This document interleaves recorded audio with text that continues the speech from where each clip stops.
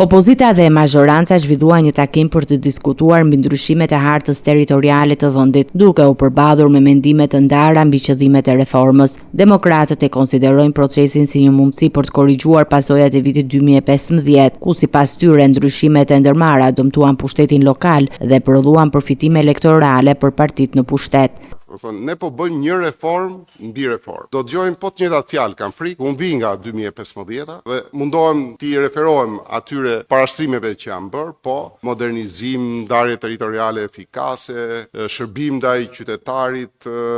forcim bashkive në aspektin në funksionin financiar, administrativ, shërbime publike më të mira, zhvillim territori ekuilibruar. Në fakt, këto fjalë që u hodhën atëherë, që ishin synimet e asaj reforme, sot rezultojnë nga e kundërta. Shumë bashki rurale u gëlltitën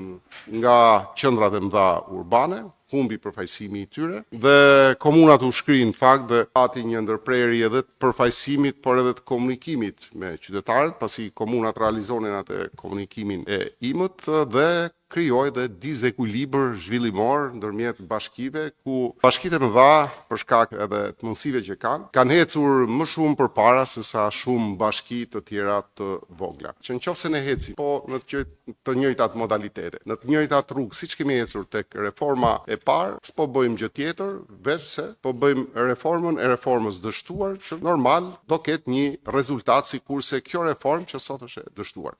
Nga ana tjetër, socialistët kërkuan të shmangin retorikën politike dhe të fokusohen te të dhënat objektive. Ne të bazohemi ke faktet dhe ke shifrat dhe të bazohemi në mënyrë sistematike ke eksperienca e qytetarëve në terren. Sigurisht bën shumë sens që njerëzit kenë opinione politike, është normale, por të dhënat, të gjitha të dhënat, dhe absolutisht të gjitha të dhënat, tregojnë në mënyrë sistematike që reforma e 2014-s ka